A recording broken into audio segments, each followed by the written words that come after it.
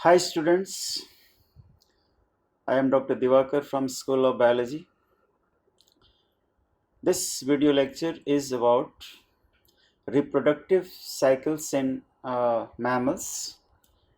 It is one of the most important subtopic, you can say, of the topic human reproduction. तो आप देखिए आपके सामने slide है, इस पर लिखा हुआ है रिप्रोडक्टिव साइकिल इन मैमल्स।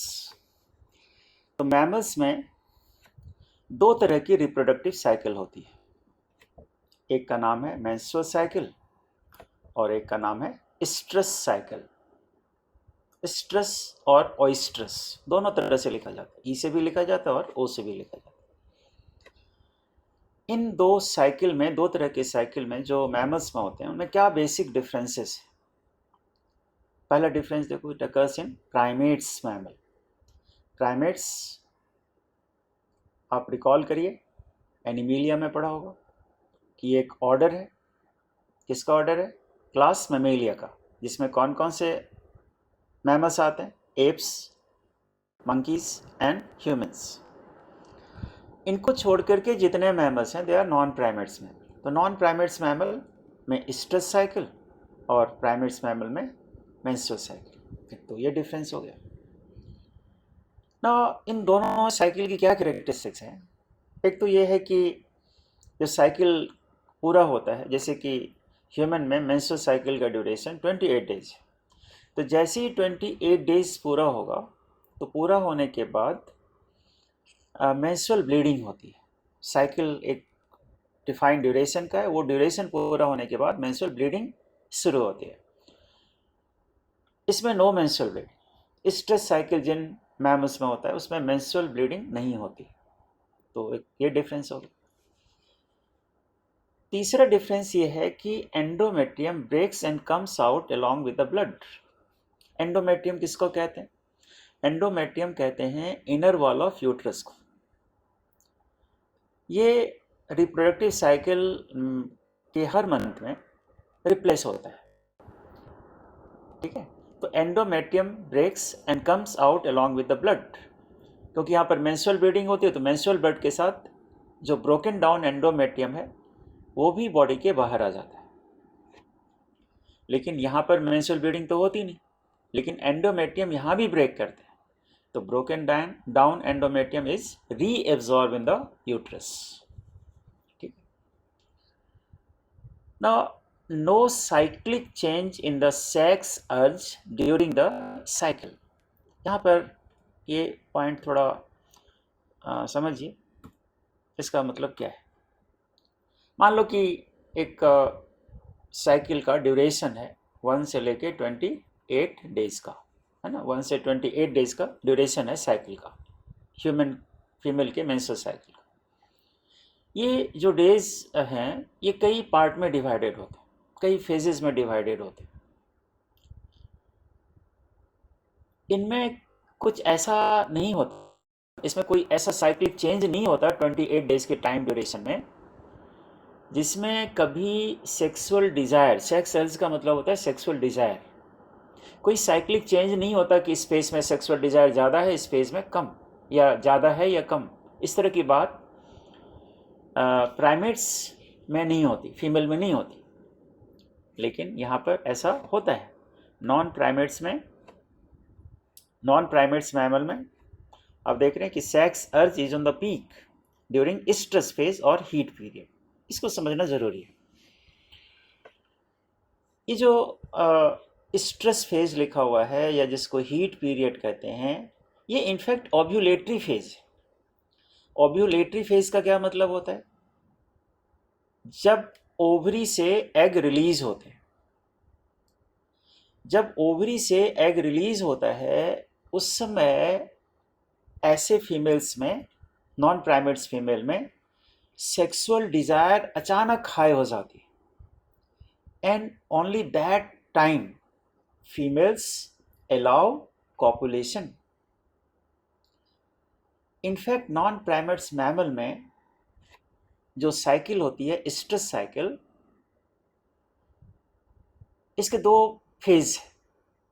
एक एनेस्ट्रस फेज है और दूसरा स्ट्रेस फेज है।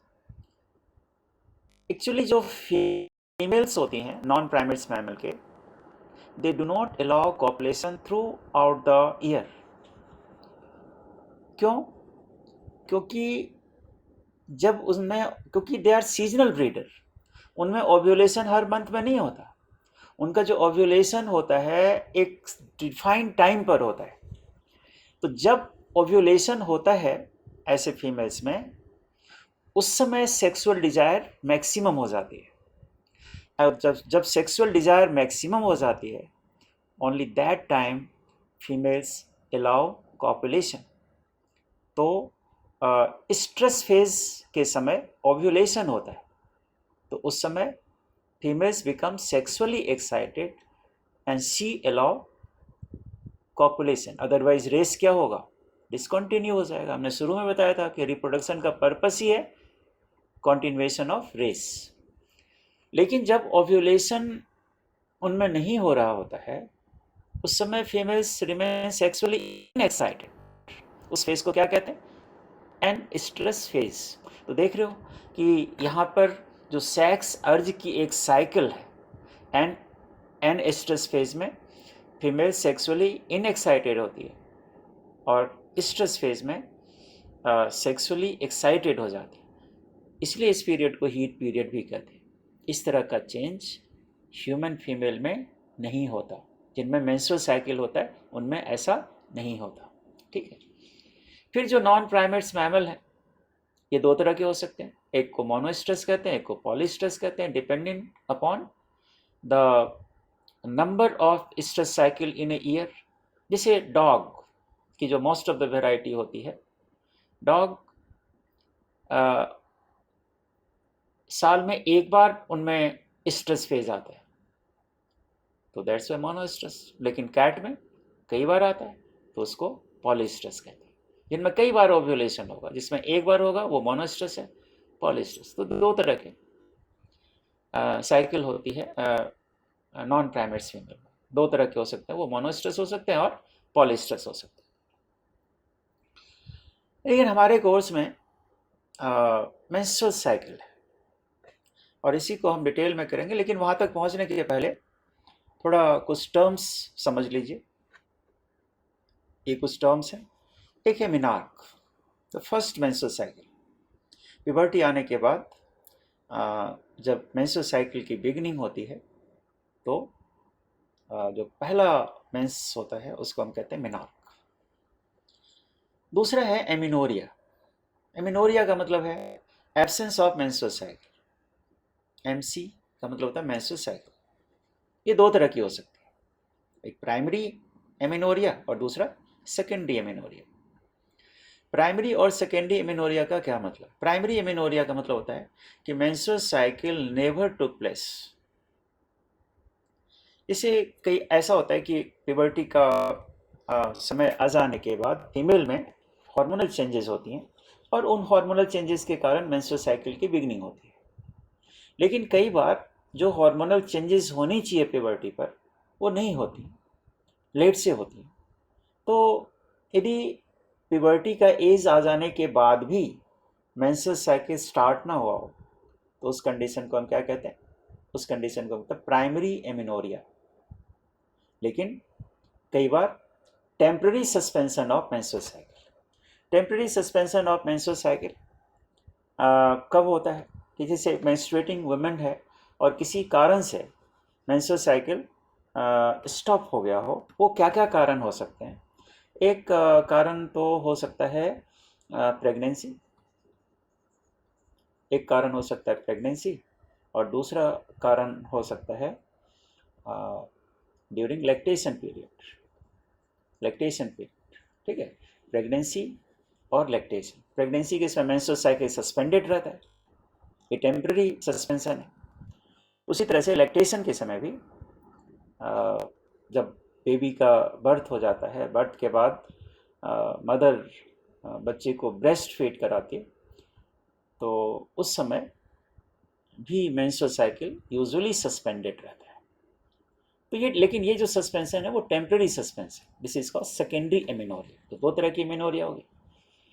ओलिगोमेनोरिया, ओलिगोमेनोरिया का मतलब होता है reduced frequency of menstrual cycle. Reduced frequency of menstrual cycle का क्या मतलब है कि जैसे जैसे जैसे फीमेल में एज बढ़ती जाती है और वो मेनोपॉज के करीब पहुंचती है, तो उसमें ऐसा नहीं होता कि अचानक से मेनोपॉज आ जाता है, ऐसा नहीं है। धीरे धीरे फ्रीक्वेंसी मेंस्ट्रुअल साइकिल की कम होने लगती है। जैसे नॉर्मल फ्रीक्वेंसी है कि वंस इन ए मंथ, लेकिन जब मेनोपॉज करीब आने को होता है तो जो कई बार 2 मंथ्स पर एक साइकिल होती है, कई बार 3 मंथ्स पर एक साइकिल होती है, तो जो फ्रीक्वेंसी 12 साइकिल की थी इन ए ईयर वो कम होने लगती है। That is called oligomenorrhoea. Oligo का मतलब ही होता है फ्यू और लेस। और जब फाइनली मेंस्ट्रुअल साइकिल स्टॉप हो जाती है, that is called menopause. Menopause. एक और टर्म लिखा हुआ है dysmenorrhea, is painful. Dys word जहाँ भी लगाओ, जैसे डायसूरिया होता है ना, painful urination. Painful menstrual cycle is called as dysmenorrhea. तो these are some of the terminology associated with menstrual cycle. Next slide पे मूव कर रहे हैं। ये देखिए, हमें मेंस्ट्रुअल साइकिल करते हैं। मेंस्ट्रुअल साइकिल, जब हम ये टर्म यूज करते हैं मेंस्ट्रुअल साइकिल, तो इट इंक्लूड्स 2 साइकिल, है ना। इसमें 2 साइकिल इंक्लूडेड है। जब हम मेंस्ट्रुअल साइकिल टर्म यूज करते हैं तो इसमें 2 साइकिल इंक्लूडेड है। एक को हम कहते हैं ओवेरियन साइकिल और एक को कहते हैं यूटेराइन साइकिल। नाम से ही लगता है ये साइकिल कहाँ पर होगा, ओवरी के अंदर होगा। ये साइकिल कहाँ पर होगा, यूट्रस के अंदर होगा। और इन दोनों साइकिल का जो ड्यूरेशन है सेम है, 28 डेज। ये भी 28 डेज, 28 डेज, 28 डेज। तो ये 28 डेज अलग अलग नहीं है, एक ही 28 डेज है। और इन 28 डेज में कुछ इवेंट्स ओवरी के अंदर होते हैं, इसलिए इसको ओवेरियन साइकिल कहते हैं। और कुछ इवेंट्स यूट्रस के अंदर होते हैं, इसलिए इसको यूटेराइन साइकिल कहते हैं। तो इन साइकिल, ये जो 2 तरह की साइकिल है, ओवेरियन साइकिल और यूट्राइन साइकिल, इसको पहले मैं ब्रीफ में बताता हूँ कि ओवेरियन साइकिल में क्या क्या होता है। ओवेरियन साइकिल में को हम रफली 3 पार्ट में डिवाइड करते हैं। जो पहला हाफ है साइकिल का, इसको फॉलिकुलर फेज बोला जाता है इनफैक्ट, ठीक है। इसको follicular phase,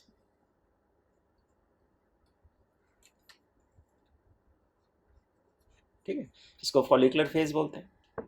first half of the ovarian cycle. The second half is called luteal phase. और इन दोनों के बीच में जो फेज होता है उसको हम क्या बोलते हैं, ओव्यूलेटरी फेज। तो ओवेरियन साइकिल को 3 फेज में हमने डिवाइड किया, follicular phase, ovulatory phase and luteal phase. ये तीनों नाम क्यों है, इसको मैं थोड़ा सा बताता हूँ। देखो, ये ओवेरियन साइकिल है, 28 डेज का टाइम ड्यूरेशन है ना। यहाँ तक ये 28 डेज का टाइम ड्यूरेशन है, 1 से लेके 28 डेज का टाइम ड्यूरेशन है, और ये है ओवेरियन साइकिल। तो ये जो पहला हाफ था साइकिल का, इसको हम क्या कहते हैं, इसको हम कहते हैं फॉलिकुलर फेज। ग्रोइंग फॉलिकल, यहाँ पर फॉलिकल ग्रो कर रहा है।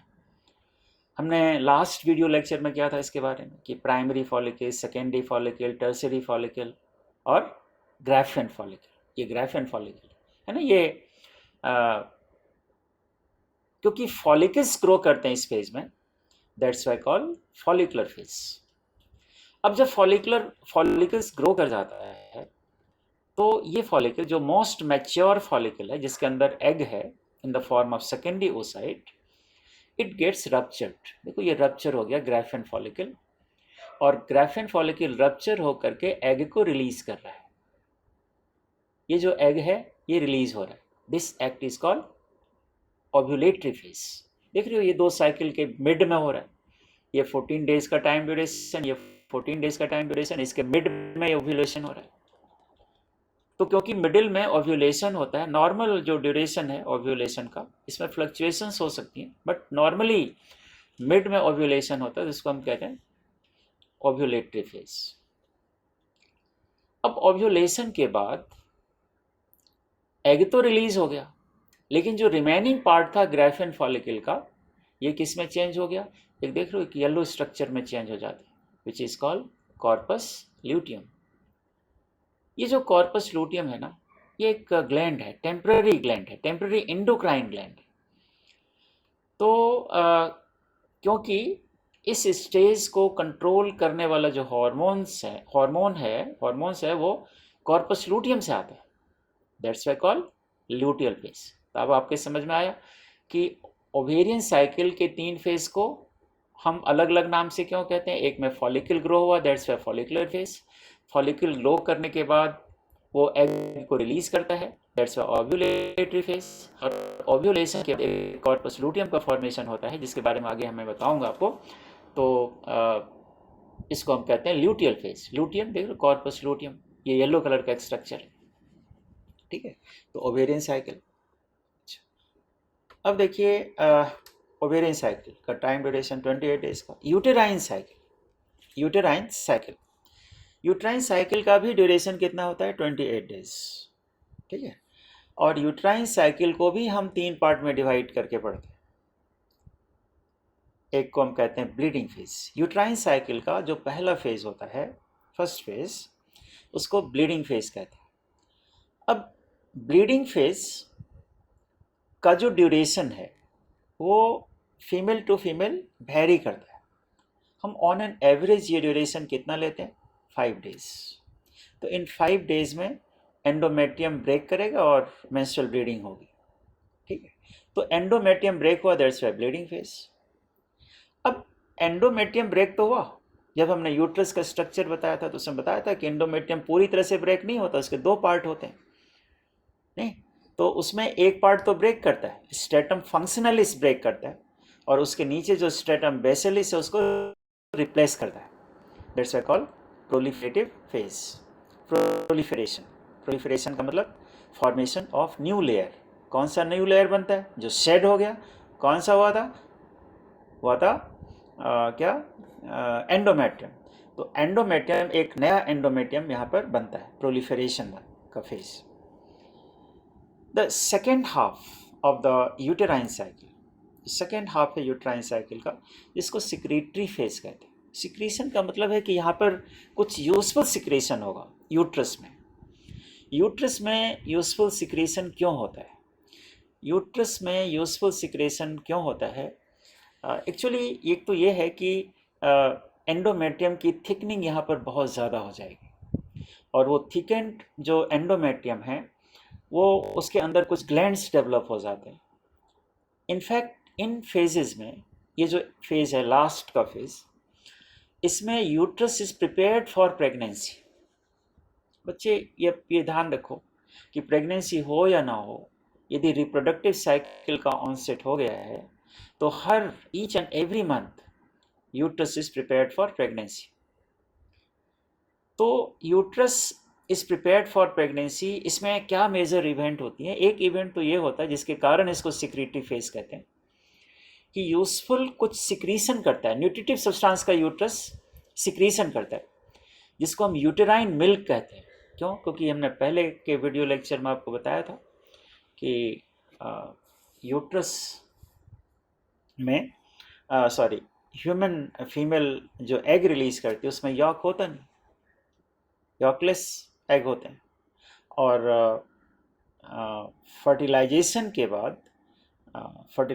के बाद इम्प्लांटेशन में करीब 7 डेज लग जाते हैं। तो 7 दिन तक, जब तक एक बार इम्प्लांट हो गया एम्ब्रियो, तब तो embryo will be nourished from mother's blood through placenta. लेकिन जब तक इम्प्लांटेशन नहीं हुआ है तब तक उसको न्यूट्रिशन चाहिए ना। तो यूट्रस कुछ न्यूट्रिटिव मटेरियल सिक्रीट करता है for the egg. that's why it is called as secretory phase. आप ये देखो, दिस इज यूटेराइन साइकिल। इसका भी ड्यूरेशन कितना है? 28 डेज। 28 डेज इसका भी ड्यूरेशन, ठीक है। इस 28 डेज के ड्यूरेशन को हम आप 5 पार्ट में हमने डिवाइड किया है। ये जो आप देख रहे हो कि ये जो पहला फेज़ है, इस फेज़ को हम कहते हैं मेंस्ट्रुअल या ब्लीडिंग फेज़, जहाँ पर मेंस्ट्रुअल ब्लीडिंग हो रही है। देख रही है ब्लीडिंग शो कर रहा है। एक्चुअली यूटेराइन साइकिल का या मेंस्ट्रुअल साइकिल का डे 1 उस डे को बोला जाता है जिस दिन से मेंस्ट्रुअल ब्लीडिंग शुरू होगी। देखो यहाँ पर ये है ना, जिस दिन से मेंस्ट्रुअल ब्लीडिंग शुरू होगी, और ये ब्लीडिंग कब तक चलेगा? 5 डेज तक ऑन एन एवरेज। तो that's why this phase is called phase of destruction और ब्लीडिंग फेज। ये 5 दिन होगा। अब इसमें क्या होता है, देख लो ये एंडोमेट्रियम जो है इस शेड कर जाता है। तो एंडोमेट्रियम की जो शेडिंग होगी, तो फिर से एक बार एंडोमेट्रियम बनेगा। तो देख लो ये एंडोमेट्रियम बन रहा है फिर से दोबारा, ये एंडोमेट्रियम ही दिख रहा है। एक नया लेयर एंडोमेट्रियम का कब बनता है? That's what is called proliferation. Proliferation, तो प्रोलिफरेशन के समय न्यू लेयर ऑफ एंडोमेट्रियम का फॉर्मेशन होता है, ठीक है। अब जो सेकेंड हाफ है साइकिल का, देख रहे हो कितना यूट्रस थिकेस्ट हो गया। यूट्रस में जो लेयर है एंडोमेट्रियम की, ये थिकेस्ट हो जाती है, ठीक है। अब यहाँ पर कई तरह के ग्लैंड्स वगैरह डेवलप हो जाते हैं। ये सब देख रहे हो, ये ग्लैंड ही डेवलप हो रही हैं, और वो ग्लैंड्स जो है कुछ यूजफुल सिक्रीशन करती है न्यूट्रिटिव मटेरियल का, और वो न्यूट्रिटिव मटेरियल फीटस को नरिश करने के लिए होता है। इतना इवेंट जितना जो मेंशन हमने किया, वो प्रेगनेंसी हो या ना हो, दोनों ही कंडीशन में हो। अब मान लो कि प्रेगनेंसी नहीं हुई, फर्टिलाइजेशन नहीं हुआ, तो फर्टिलाइजेशन नहीं होगा तो साइकिल फिर से क्या होगा? स्टार्ट होगा। देख रहे हो यहाँ पर शेडिंग होगी, 28 डेज के बाद शेडिंग होगी, और शेडिंग होनी जैसे ही शुरू हुई उसको डे 1 कहेंगे। मतलब जिस दिन से मेंस्ट्रुअल ब्लीडिंग स्टार्ट होगा, that is day 1 of the cycle. तो ये यूट्राइन साइकिल हो गया, ये ओवेरियन साइकिल हुआ। दोनों का ड्यूरेशन कितने दिन का है? दोनों का ड्यूरेशन 28 डेज का है। और 28 डेज में कुछ इवेंट्स ओवरी में होते हैं, उसको ओवेरियन साइकिल। कुछ इवेंट्स यूट्रस में होते हैं, उसको यूटेराइन साइकिल कहा जाता है। अब ये जो साइकिल है, इस साइकिल को प्रमोट करने वाला जो हार्मोन्स है, इसे तो और भी कुछ कुछ हार्मोन्स हैं, लेकिन मेनली 5 हार्मोन्स कंट्रीब्यूट करते हैं मेंस्ट्रुअल साइकिल को कंट्रोल करने के लिए। मेनली 5 हार्मोन्स कंट्रीब्यूट करते हैं। इनमें से 2 हार्मोन्स एंटीरियर पिट्यूटरी से आते हैं, ठीक है। एंटीरियर पिट्यूटरी से 2 हार्मोन कौन कौन से आते हैं? LH and FSH, which together called as gonadotropic hormones, क्योंकि इसका एक्शन गोनाड पर होता है। और ये जो आप देख रहे हो कि इनका लेवल है हार्मोन का, कि कब ज़्यादा होगा कब कम होगा, ठीक है। Luteinizing hormone, follicle stimulating hormone. 2 hormones ovary से आते हैं, 2 हार्मोन ओवरी से आते हैं। एक एस्ट्रोजन, इसी यही है एस्ट्राडियोल, एस्ट्रोजन का ही नाम है, एक फॉर्म है। और दूसरा क्या है? प्रोजेस्टेरॉन। एस्ट्रोजन एंड प्रोजेस्टेरॉन, ये 2 हार्मोन हो गए। ये 2 हार्मोन हो गए ओवरी के हार्मोन। तो 2 ओवरी से, 2 एंटीरियर पिट्यूटरी से, 4 हार्मोन तो ये हो गया। और एक हार्मोन हाइपोथैलेमस से भी आता है। उसे, वो कौन सा हार्मोन है? वो हार्मोन है GnRH। GnRH, इसका सोर्स क्या है? इसका सोर्स है हाइपोथैलेमस। इसका सोर्स है हाइपोथैलेमस। क्योंकि LH और FSH के प्रोडक्शन के लिए, LH और FSH के प्रोडक्शन के लिए क्योंकि ये एंटीरियर पिट्यूटरी से सिक्रीट होते हैं, तो उसके लिए GnRH चाहिए, गोनेडोट्रॉपिक रिलीजिंग हार्मोन। तो 5 हार्मोन्स मिल करके इस साइकिल को कंट्रोल करता है। और उसी का हमने यहाँ पर एक पूरा चार्ट बना रखा है, इसको अभी मैं डिस्कस करूँगा। इसका नाम ही है hormonal control of menstrual cycle, ठीक है। इसको अभी डिस्कस करेंगे थोड़ी देर में, लेकिन आते हैं अब।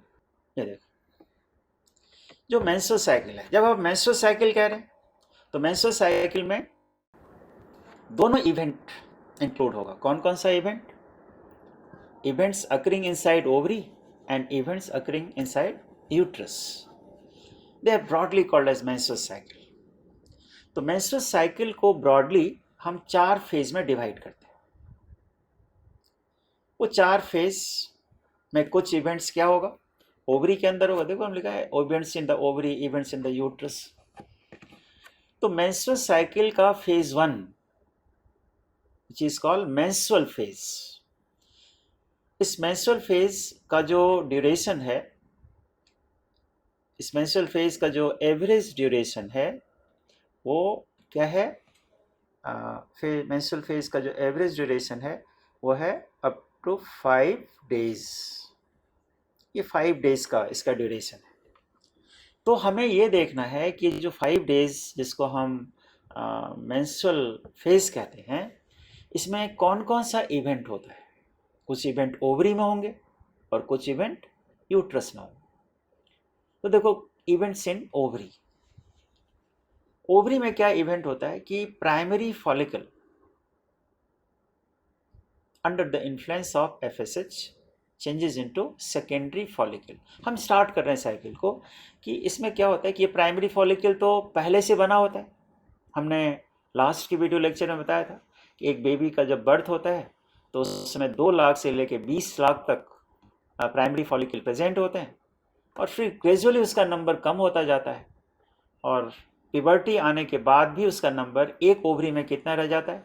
60,000 टू 80,000। वो प्राइमरी फॉलिकल है। उन्हीं में अब जब साइकिल की बिगनिंग हुई तो ये जो प्राइमरी फॉलिकल हर मंथ में एक ही प्राइमरी फॉलिकल डेवलप होना शुरू नहीं होता, कई 4 से 5 प्राइमरी फॉलिकल डेवलप होकर के किस में चेंज होते हैं? सेकेंडरी फॉलिकल में। हर मंथ में फाइनल डेवलपमेंट एक का होगा, लेकिन हर मंथ में 4-5 प्राइमरी फॉलिकल डेवलप होने शुरू होते हैं under the influence of FSH और 4 से 5 सेकेंडरी फॉलिकल बन जाता है। अब इसको यहाँ पर जैसे हमने देखी कि हाइपोथैलेमस है। हाइपोथैलेमस कौन सा हार्मोन रिलीज करता है? जीएनआरएच। जीएनआरएच का एक्शन किस पर होता है? एंटीरियर पिट्यूटरी पर। तो एंटीरियर पिट्यूटरी क्या रिलीज करेगा? एफएसएच। एफएसएच के नीचे क्या लिखा है हमने? Development of ovarian follicles. इस चार्ट को आप अच्छे से समझना पड़ेगा आपको, क्योंकि इस तरह ये यहीं पर आप समझ सकते हैं। इस टॉपिक को बुक से पढ़ के समझना थोड़ा मुश्किल हो पाएगा, क्योंकि बहुत कॉम्प्लिकेटेड हो जाता है। हमने बहुत सिंप्लीफाई करने की कोशिश करी। आपसे पूछा जाए कि फॉलिकल का जो डेवलपमेंट होगा, प्राइमरी फॉलिकल जो सेकेंडरी फॉलिकल में चेंज हुआ, किस हार्मोन के कारण हुआ? एफएसएच के कारण हुआ। एफएसएच का सोर्स क्या है? Anterior pituitary. लेकिन एंटीरियर पिट्यूटरी के हार्मोन्स रिलीज हो, इसके लिए कौन सा हार्मोन चाहिए? जीएनआरएच। इसके लिए नीचे लिखा है हमने डेवलपमेंट ऑफ ओवेरियन फॉलिकल। तो कितने सेकेंडरी फॉलिकल डेवलप हो गए? कितने सेकेंडरी फॉलिकल्स डेवलप हो गए? 4 से 5। ठीक है, ये इवेंट तो कहाँ पर हुआ? ओवरी के अंदर। ठीक है ना। इवेंट इन द यूट्रस, इस 5 दिन में यूट्रस में क्या होता है? जब ओवरी में प्राइमरी फॉलिकल सेकेंडरी फॉलिकल में चेंज हो रहा होता है तो उस समय यूट्रस में ब्लीडिंग फेज चल रही होती है 5 डेज के लिए, और ऑन एन एवरेज 100 ml से लेकर के 150 ml of blood, mucus and dead cells comes out during this phase, bleeding phase of the uterine cycle. ठीक है, लेकिन ऐसा क्यों होता है? मेंस्ट्रुअल ब्लीडिंग के समय क्या हार्मोनल चेंजेस होते हैं? इतना तो हमें ध्यान में रखना चाहिए कि मेंस्ट्रुअल ब्लीडिंग हुई तो इसका मतलब है कि लास्ट मेंस्ट्रुअल साइकिल में फर्टिलाइजेशन नहीं हुआ, क्योंकि यदि फर्टिलाइजेशन हो गया तो मेंस्ट्रुअल ब्लीडिंग क्या होगी? स्टॉप हो जाएगी टिल पार्चुरेशन। तो यदि मेंस्ट्रुअल ब्लीडिंग नहीं होती है in the absence of fertilisation, यदि फर्टिलाइजेशन नहीं होता है तो प्रोजेस्टेरोन लेवल अचानक कम हो जाता है। क्यों? ये हम आगे पढ़ेंगे, यह हमने लिख दिया लेकिन आगे मैं समझाऊंगा। ऐसा इसलिए होता है कि जो प्रोजेस्टेरोन है इसका सोर्स है corpus luteum. Corpus luteum, Cl मतलब कॉर्पस ल्यूटियम, जो अभी हमने दिखाया था आपको। यदि फर्टिलाइजेशन नहीं हुआ तो कॉर्पस लूटियम किस में चेंज हो जाएगा? कॉर्पस एल्बिकेंस में। अब दिखाओ, देखो ये कॉर्पस लूटियम था, यदि फर्टिलाइजेशन नहीं होगा तभी कॉर्पस लूटियम किस में चेंज होगा? कॉर्पस एल्बिकेंस में।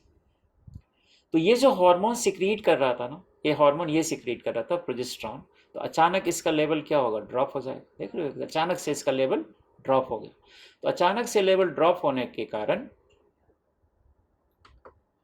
जैसे ही अचानक से लेवल ड्रॉप होने के कारण क्या होता है? प्रोजेस्टेरॉन का लेवल अचानक ड्रॉप होने के कारण endometrium increases production of prostaglandin. ये रिलेटेड है। प्रोजेस्टेरॉन का लेवल जैसे ही कम होगा, एंडोमेट्रियम प्रोस्टाग्लैंडिन सिक्रीट करना शुरू करते हैं, अचानक उसका प्रोडक्शन को बढ़ा देते हैं। अब इसके कारण क्या होता है कि it causes constriction of uterine vessel. Uterine vessel जैसे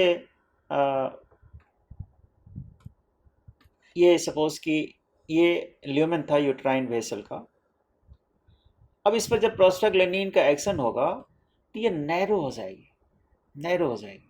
जैसे जब जितना ब्लड पास हो रहा था ना, वो ब्लड पास नहीं हो पाएगा।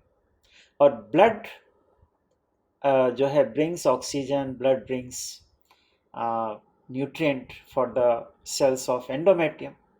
तो क्योंकि एंडोमेट्रियम पर जो लिविंग सेल्स होते हैं उनको तो ये दो चीज़ चाहिए ही चाहिए, उनको न्यूट्रिएंट भी चाहिए और उनको ऑक्सीजन भी चाहिए। तो वो मिलना बंद हो जाता है, और जैसे ही मिलना बंद होता है वैसे ही एंडोमेट्रियम के सेल्स डेड होने लगते हैं, डेड हो जाती है सेल्स एंड स्लोट ऑफ, है ना, वो उनकी शेडिंग शुरू हो जाती है। तो मोर और लेस आप ऐसा कर सकते हो कि ये जो मेंस्ट्रुअल ब्लीडिंग का फेज होता है यूट्रस में, वो होता है due to sudden decrease in the amount of progesterone and increase in the level of prostaglandin. तो ब्लड सप्लाई एंडोमेट्रियल सेल को कम हो जाता है, तो सेल डेड हो जाते हैं और उनकी शेडिंग शुरू हो जाती है। तो this is about phase 1 of menstrual cycle, जिसको मेंस्ट्रुअल फेज कहते हैं। नेक्स्ट है phase 2। Phase 2 is pre ovulatory phase. Pre ovulatory phase इसलिए क्योंकि ये ओव्यूलेशन के पहले होता है। प्री ओव्यूलेटरी फेज इसलिए क्योंकि ये ओव्यूलेशन के पहले होता है। ये इसके बारे में क्या कहना, इसके बारे में एक चीज़ तो इम्पॉर्टेंट है कि ये मोस्ट फ्लक्चुएटिंग फेज है मेंस्ट्रुअल साइकिल का, most fluctuating phase. Menstrual cycle के ड्यूरेशन में जो चेंजेस होती है ना, मेंस्ट्रुअल साइकिल का ड्यूरेशन हमने एवरेज मान लिया है 28 डेज, वो वेरिएबल होता है, वो वेरी करता है। एक ही फीमेल के अलग अलग मंथ में अलग अलग डेज की मेंस्ट्रुअल साइकिल हो सकती है। तो आपसे ये कॉम्पिटिटिव एग्जाम का क्वेश्चन है कि सबसे फ्लक्चुएटिंग फेज कौन सा होता है, या जो साइकिल के ड्यूरेशन में जो चेंजेस होती हैं वो चेंजेस किस फेज के कारण होती है? तो आंसर क्या है? आंसर है प्री ओव्यूलेटरी फेज। इसको ऐसा क्यों कहते हैं? क्योंकि ये फेज ओव्यूलेशन के पहले होता है। ठीक है, ये ब्लीडिंग फेज के बाद और ओव्यूलेशन के पहले का जो ड्यूरेशन है 7-8 दिन का, उसको हम कहते हैं प्री ओव्यूलेटरी फेज। अब इसमें दो तरह का इवेंट हम करेंगे, इवेंट्स इन द ओवरी और इवेंट्स इन द यूट्रस। अब देखो ओवरी में क्या इवेंट हो रहा है। ओवरी में क्या लिखा है कि जो 4-5 डेवलपिंग फॉलिकल थे, ये 4-5 जो सेकेंडरी फॉलिकल थे, इसमें एक ही फॉलिकल ग्राफियन फॉलिकल के स्टेज तक पहुंचता है, एक ही ग्राफियन फॉलिकल के स्टेज तक पहुंचता है। यदि एक से ज़्यादा पहुंच जाए, जैसे यहाँ पर लिखा है if more than 1 follicle develops, तो ट्विंस बन सकते हैं। लेकिन पहले एक ही क्यों पहुंचता है, उसकी वजह देखो। ये हमने किया कि GnRH से एंटीरियर पिट्यूटरी से FSH रिलीज हुआ, FSH causes the development of ovarian follicles. तो जो डेवलपिंग फॉलिकल है वो सेकेंडरी फॉलिकल, उनके जो सेल्स हैं वो ये 2 हार्मोन रिलीज करते हैं। इनहिबिन यहाँ से भी रिलीज होता है, हमने क्या था सर्टोली सेल से रिलीज होता है, और मेन तो ये एस्ट्रोजन है। ये दोनों हार्मोन इनहिबिन और एस्ट्रोजन एंटीरियर पिट्यूटरी को नेगेटिव फीडबैक देता है। ये डेवलपमेंट ऑफ ओवेरियन फॉलिकल्स था ना 4-5, तो इसमें जो पहले सेकेंडरी फॉलिकल में चेंज होता है, जो पहले फॉलिकल डेवलप होता है, they start releasing inhibin and oestrogen and they give negative feedback to anterior pituitary and shut down the release of FSH. FSH का रिलीज क्या होगा? कम हो जाएगा, बंद हो जाएगा या कम हो जाएगा, और कम हो जाएगा तो FSH किस लिए ज़रूरी था? FSH was required for development of follicles. तो जो बाकी के फॉलिकल्स 4-5 में से एक तो डेवलप हो गया, बाकी के जो डेवलप हो रहे थे उनका डेवलपमेंट फर्दर रुक जाएगा।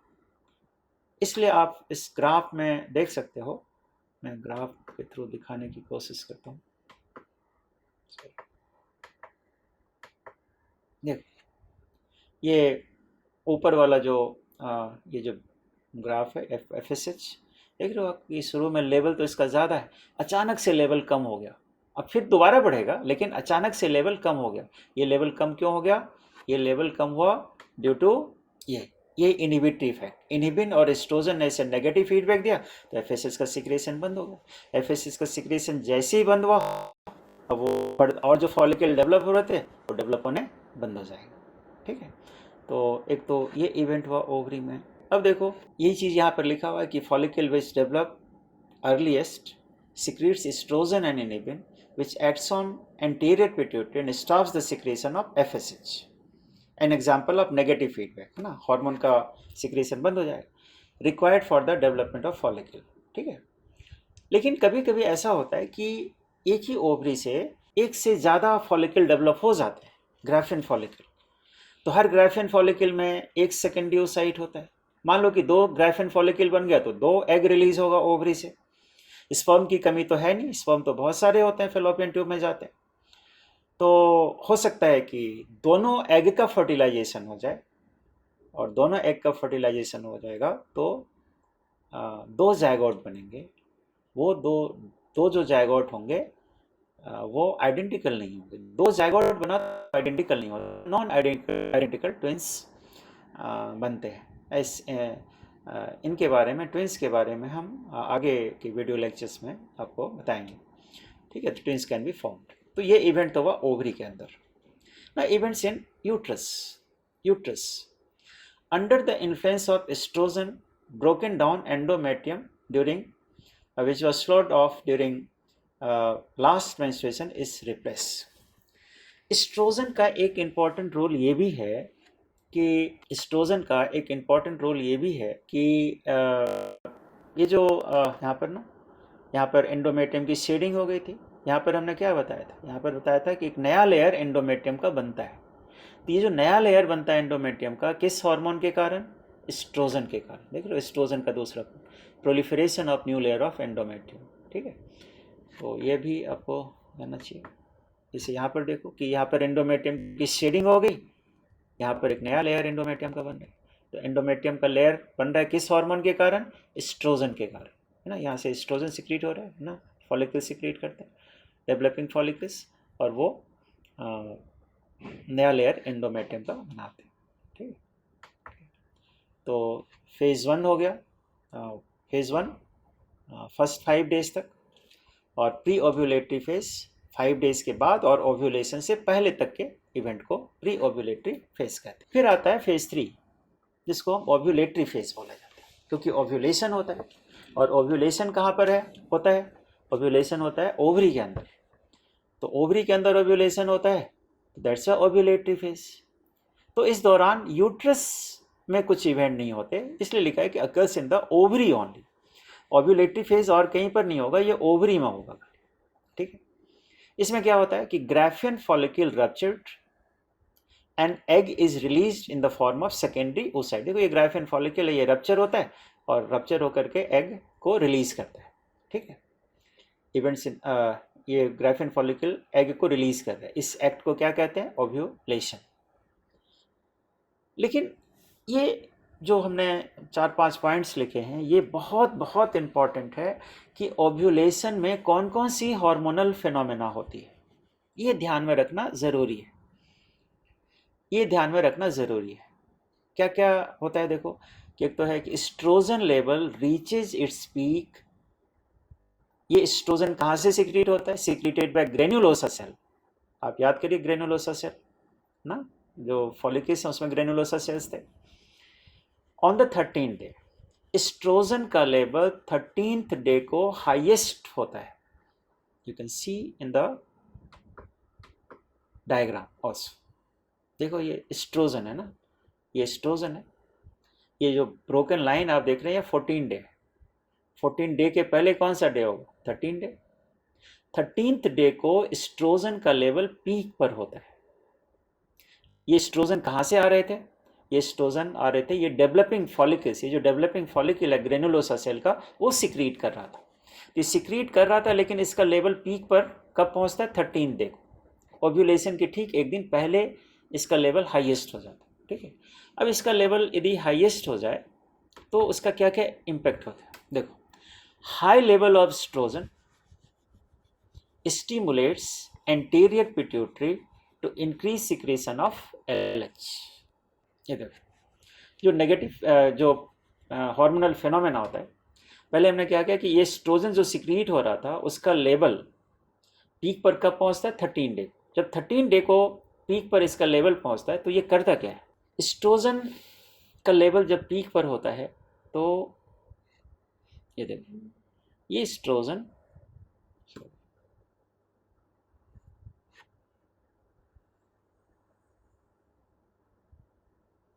ये एंटीरियर पिट्यूटरी को पॉजिटिव फीडबैक देता था। ये बात ध्यान में रखने वाली है कि जब एस्ट्रोजन का अमाउंट कम होगा तो ये एंटीरियर पिट्यूटरी को नेगेटिव फीडबैक देता था, ताकि एफएसएच का सिक्रेशन कम। जब कम था एस्ट्रोजन का लेवल तो ये नेगेटिव फीडबैक देता था। अब जब लेवल इसका ज़्यादा हो गया तो ये पॉजिटिव फीडबैक देता है एंटीरियर पिट्यूटरी को to increase the production of LH. एक तो ये बात हो गई। दूसरा, हाई लार्ज अमाउंट में oestrogen also gives positive feedback to hypothalamus. तो हाइपोथैलेमस जीएनआरएच का प्रोडक्शन क्या करेगा? बढ़ा देगा। और जीएनआरएच का प्रोडक्शन बढ़ेगा तो एफएसएच और एलएच दोनों का प्रोडक्शन बढ़ जाएगा। अब ग्राफ में देखिए कि ग्राफ में देखिए इस ग्राफ में कि पहले तो एफएसएच का लेवल हाई था, कम हो गया, और कम होने के बाद एक बार एफएसएच का लेवल फिर से बढ़ गया। एलएच तो बड़ा ही बढ़ा, एफएसएच का भी बढ़ गया। क्यों बढ़ा? उसी वजह से, क्योंकि एस्ट्रोजन का लेवल जब हाई हो जाता है तो वो हाइपोथैलेमस को पॉजिटिव फीडबैक देता है। पॉजिटिव फीडबैक देने के कारण जीएनआरएच प्रोडक्शन ज़्यादा हो जाएगा, और जीएनआरएच का प्रोडक्शन ज़्यादा होगा तो एफएसएच और एलएच इन दोनों का प्रोडक्शन भी बढ़ जाएगा। और जब इन दोनों का प्रोडक्शन बढ़ जाता है तो कौन सी इवेंट होती है? इस तरह हम कर रहे थे कि oestrogen level reaches its peak on 13th day. High level of estrogen stimulates anterior pituitary to increase secretion of LH. It also stimulates hypothalamus to increase production of GnRH, which in turn increases production of both FSH and LH. Now, increase production, ये जो production increase होता है LH का on the 14th day of the cycle is called LH surge. जो last के graph में हमने आपको दिखाया था ये वाला, कि जो एलएच का प्रोडक्शन ज़्यादा हो गया। ज़्यादा क्यों हुआ? क्योंकि इसके लिए डबल फीडबैक मैकेनिज्म है। एक तो जीएनआरएच के थ्रू इसका प्रोडक्शन ज़्यादा हो रहा है, और दूसरा कैसे हो रहा है कि एस्ट्रोजन ने एंटीरियर पिट्यूटरी को पॉजिटिव फीडबैक दिया to increase the production of LH. तो इसके कारण एलएच का प्रोडक्शन हाई हो जाता है। Increase production of LH is called as LH surge. इसी को हम LH सर्ज कहते हैं। और फैक्ट्स क्या है? फैक्ट है कि ovulation occurs 5 to 6 hours after LH surge. LH surge के 5 से 6 घंटे के बाद ओव्यूलेशन होता है। तो ओव्यूलेशन में ये सारे हार्मोनल फिनोमेना बहुत ही इम्पॉर्टेंट हैं। ठीक है, जिसको हमने ग्राफ से भी दिखाया, यहाँ पर लिखा हुआ भी है, इसको आप लर्न कर सकते हैं। लास्ट फेज है मेंस्ट्रुअल साइकिल का, phase 4, called post ovulatory phase. Is called post ovulatory phase. Post ovulatory phase में क्या होता है बच्चे? पोस्ट ओव्यूलेटरी फेज में होता है यहाँ पर दोनों जगह इवेंट होगा, event in ovary and event in uterus. पहले ओवेरियन इवेंट, ओवरी में इवेंट क्या होता है देखो। ओव्यूलेशन के समय जब ये ग्राफिन फॉलिकल रप्चर होता है तो एग तो रिलीज हुआ, ये तो ओव्यूलेशन का फेज है। ओव्यूलेशन के बाद क्या क्या स्ट्रक्चर बनते हैं? ओव्यूलेशन के बाद एक टेम्पररली, क्योंकि जब ये रप्चर होता है ना तो इस ग्राफिन फॉलिकल के अंदर जो ब्लड वेसल्स होता है उसका ब्लड क्लॉट कर जाता है, और क्लॉट होने के कारण टेम्पररली एक स्ट्रक्चर बनता है जिसको कॉर्पस हीमोरेजिकम कहते हैं, या इसको एक दूसरा वर्ड भी है इसके लिए, इसको हम कहते हैं रेड बॉडी। ये बहुत छोटे समय के लिए बनता है रेड बॉडी, और बाद में यही स्ट्रक्चर किस में चेंज हो जाता है? एक येलो बॉडी में चेंज हो जाता है, इसको हम कहते हैं कॉर्पस ल्यूटियम। कॉर्पस ल्यूटियम को otherwise is called as yellow body, yellow body, और इसको कॉर्पस को कहते हैं white body, white body. Corpus word का मतलब ही बॉडी होता है, तो कलर के बेसिस पर रेड कलर का है तो रेड बॉडी, येलो कलर का है येलो कलर। एक बार ये सवाल पहले आया हुआ है कि कॉर्पस लूटियम का कलर येलो किसके कारण होता है? तो this is because of a protein called lutein protein, है ना। Yellow body is due to which protein? Lutein protein है जो इसके अंदर होता है जिसके कारण येलो बॉडी। अब जो कॉर्पस लूटियम बाद में किस में चेंज हो जाता है? Corpus albicans. जैसे कि आप इस ग्राफ को फॉलो करो, यहाँ पे देखिए, इसमें इस डायग्राम में एक चीज़ कॉर्पस हीमोरेजिकम तो नहीं दिखाया, पर ओव्यूलेशन के बाद क्या बन रहा है? कॉर्पस लूटियम बन रहा है। कॉर्पस लूटियम फिर किस में चेंज होता है? कॉर्पस एल्बिकेंस में बनता है। ये कब हो रहे हैं? ये सारे फेजेस कब हो रहे हैं? ये ओवरी में कब हो रहा है? बिफोर ओव्यूलेशन या आफ्टर ओव्यूलेशन? आफ्टर ओव्यूलेशन हो रहा है, that's why called post ovulatory phase. तो पोस्ट ओव्यूलेटरी फेज में ओवरी में क्या क्या इवेंट हुआ? ओवरी में इवेंट हुआ, पहले कॉर्पस हीमोरेजिकम बने जो यहाँ पर नहीं है, हमने आपको भी दिखाया था। फिर कॉर्पस लूटियम बना, और फिर कॉर्पस लूटियम किसमें चेंज हुआ? कॉर्पस एल्बिकेंस में, कॉर्पस एल्बिकेंस में। फिर इस दौरान फोर्थ फेज में यूट्रस में क्या इवेंट होता है? यूट्रस में जो इवेंट होता है, endometrium becomes thickest under the influence of progesterone secreted by corpus luteum. फिर से आप देखो उसी डायग्राम को, ये ओव्यूलेशन के बाद का देख लो आप, थिकेस्ट लेयर बन गई एंडोमेट्रियम की।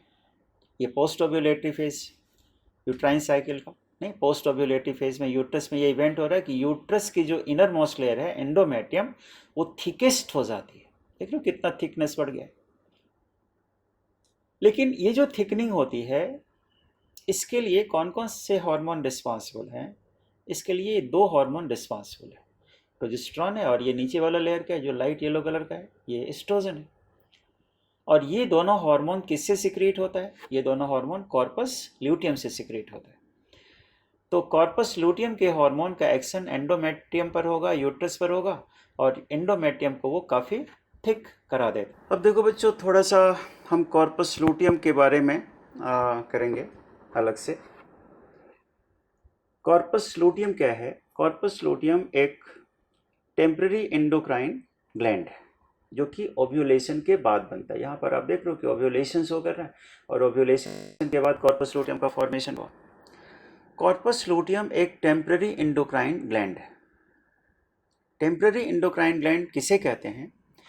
टेम्पररी एंडोक्राइन ग्लैंड ऐसे ग्लैंड को कहते हैं जो पहले नहीं था, एक पर्टिकुलर फिजियोलॉजिकल कंडीशन में इसका फॉर्मेशन हुआ।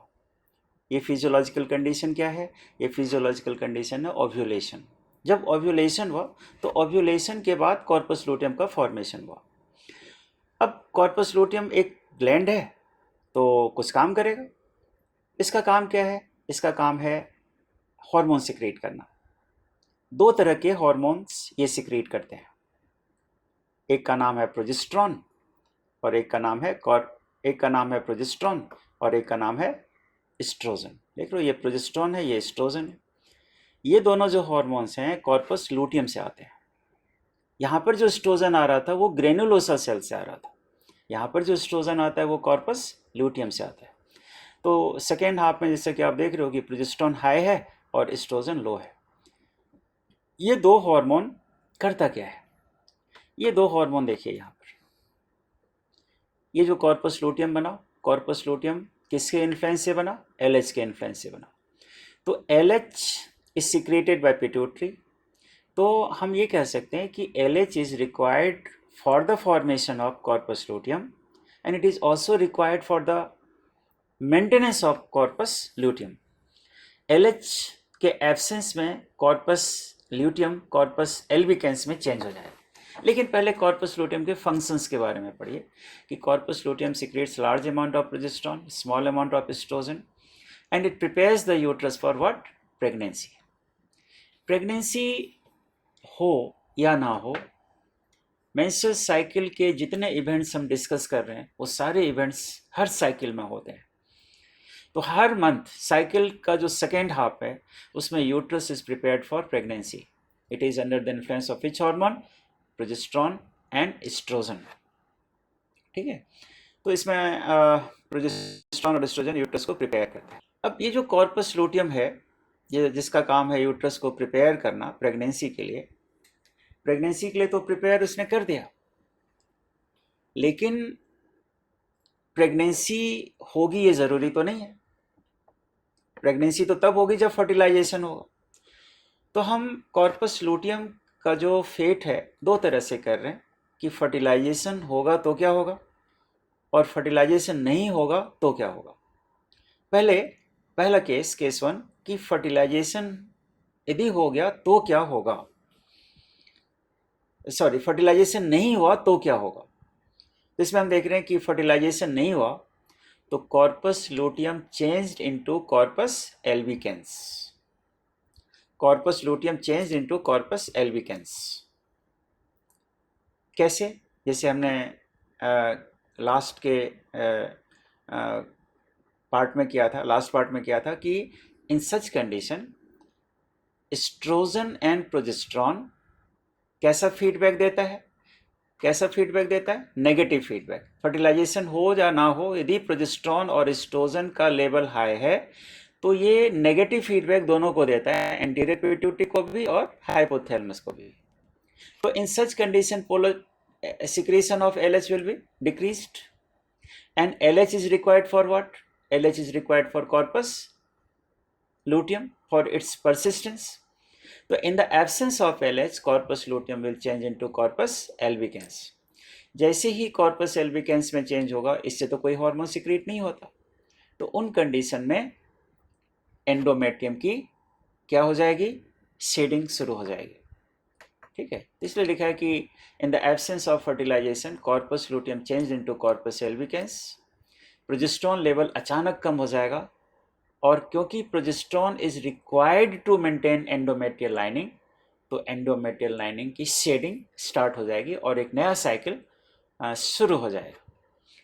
सच a corpus luteum is called corpus luteum of menstruation, क्योंकि इस कॉर्पस लूटियम के कॉर्पस एल्बिकेंस में चेंज होने के कारण एक नई साइकिल का ऑनसेट हो जाता है।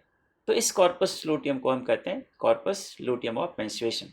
इस कॉर्पस लूटियम की लाइफ कितनी देर तक, ओव्यूलेशन के बाद बना and by the end of the cycle nearly 28th day को ये कॉर्पस लूटियम किस में चेंज हो जाएगा, कॉर्पस एल्बिकेंस में चेंज हो जाएगा। तो ये तो फेट हुआ कॉर्पस लूटियम का in the absence of fertilisation. लेकिन दूसरा केस भी तो हो सकता है कि यदि फर्टिलाइजेशन हो गया तो क्या होगा। तो फर्टिलाइजेशन हो गया तो क्या होगा, आप देखो कि यदि फर्टिलाइजेशन हो गया तो corpus luteum is protected by HCG, the first placental hormone. इसको फिर से मैं आपको दिखाऊं, इसमें देखिए, एक तो बात आपको ये ध्यान में रखना चाहिए कि एस्ट्रोजन का यदि लार्ज अमाउंट है ये हाइपोथैलेमस को और पिट्यूटरी को पॉजिटिव फीडबैक देता है। यहाँ भी देख लो पॉजिटिव है, ये भी पॉजिटिव है। तो अकेला एस्ट्रोजन लार्ज अमाउंट में इस हाइपोथैलेमस और पिट्यूटरी को कैसा फीडबैक देता है? पॉजिटिव फीडबैक देता है। लेकिन प्रोजेस्टेरोन और एस्ट्रोजन का कॉम्बिनेशन पिट्यूटरी को और हाइपोथैलेमस को कैसा फीडबैक देता है? नेगेटिव फीडबैक देता है। ये बात बहुत इंपॉर्टेंट है और ज़रूर इसको याद रखना। तो अब दूसरा केस हम कर रहे हैं कि यदि फर्टिलाइजेशन हो गया तो क्या होगा? आपको लगेगा तब नेगेटिव फीडबैक नहीं होगा, नहीं, ऐसा नहीं है। नेगेटिव फीडबैक तब भी होगा। प्रोजेस्टेरोन और एस्ट्रोजन का जो कॉम्बिनेशन है ये हमेशा इसको नेगेटिव फीडबैक देगा ही देगा, और नेगेटिव फीडबैक देगा तो एलएच का प्रोडक्शन बंद हो जाएगा। एलएच का प्रोडक्शन बंद हो गया तो कॉर्पस लूटियम को कॉर्पस एल्बिकेंस में चेंज हो जाना चाहिए, जैसे कि हमने पिछले केस में किया। लेकिन यहाँ पर एक चीज़ और जो नई बात हम कर रहे हैं, यहाँ पर फर्टिलाइजेशन हो गया है। तो इन सच केस फर्टिलाइजेशन होते ही प्लासेंटा बनने शुरू हो जाते हैं।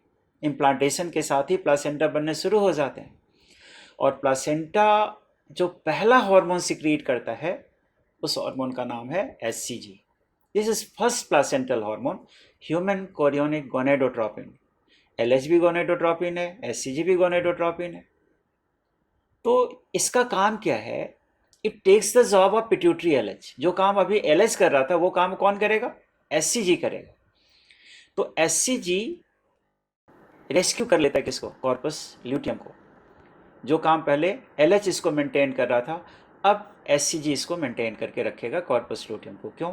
ताकि कॉर्पस ल्यूटियम प्रोजेस्टेरोन और एस्ट्रोजन सिक्रीट करता रहे और जो एंडोमेट्रियल लाइनिंग है उसकी शेडिंग ना हो। क्योंकि यदि एंडोमेट्रियल लाइनिंग की शेडिंग हो गई तो फिर फीटस अटैच्ड कैसे होगा? तो फीटस को अटैच करने के लिए एंडोमेट्रियम ज़रूरी है, और एंडोमेट्रियम को मेंटेन करने के लिए प्रोजेस्टेरोन ज़रूरी है। ठीक है। तो दूसरे केस में देखो, फिर से मैं इसको रिपीट कर रहा हूँ कि फर्टिलाइजेशन हुआ तो कॉर्पस लूटियम को कौन प्रोटेक्ट करेगा? एचसीजी प्रोटेक्ट करेगा। और ये किसका काम कर रहा है? ये इस पॉइंट में लिखा हुआ है कि एलएच का काम कर रहा है। ठीक है। अच्छा, अगली बात देखो कि during first trimester level of HCG remains very high.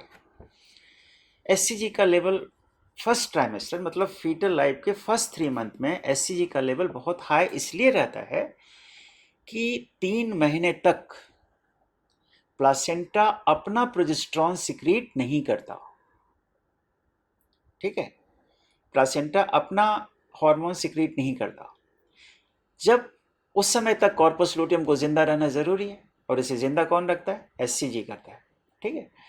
तो जब प्लासेंटा अपना हार्मोन सिक्रीट करना शुरू कर देता है तो no need of corpus luteum. Corpus luteum तो इसलिए परसिस्ट कर रहा था ना क्योंकि उससे प्रोजेस्टेरोन आ रहे थे।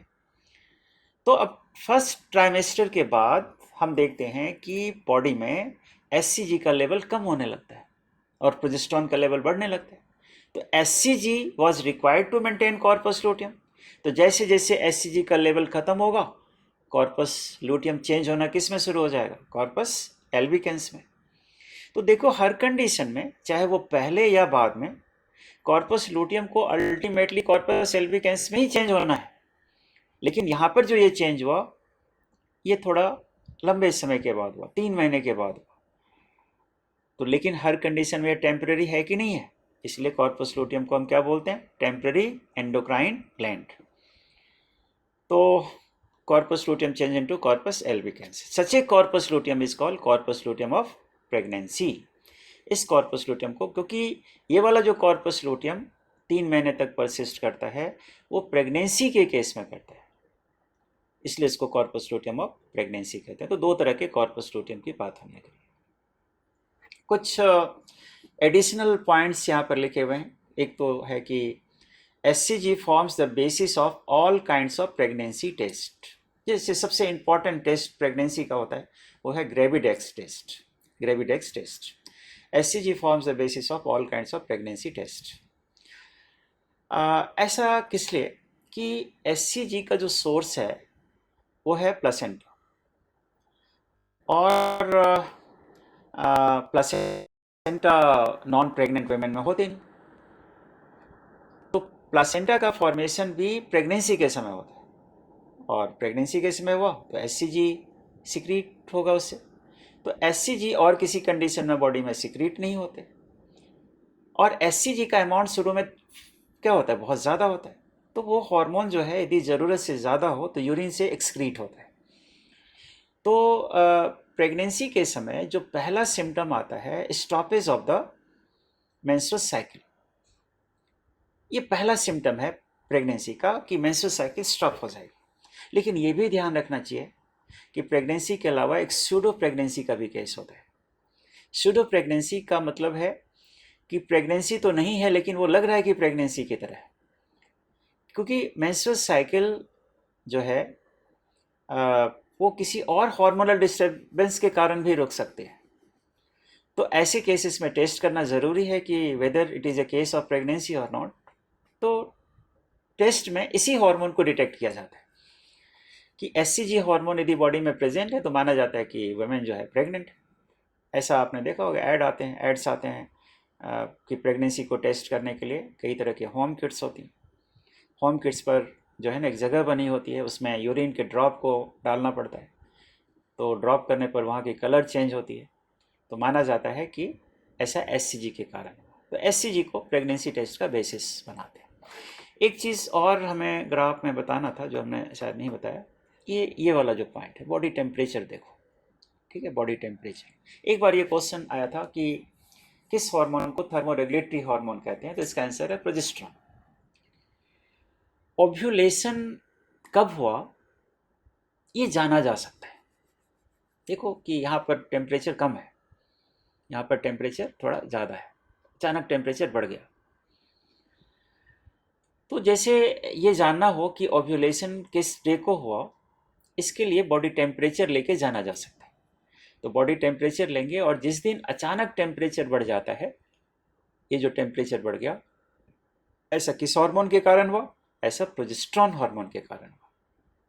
क्योंकि और प्रोजेस्टेरॉन का सोर्स क्या है, कॉर्पस लूटियम, और कॉर्पस लूटियम किसके बाद बनता है, कॉर्पस लूटियम बनता है आफ्टर ओव्यूलेशन।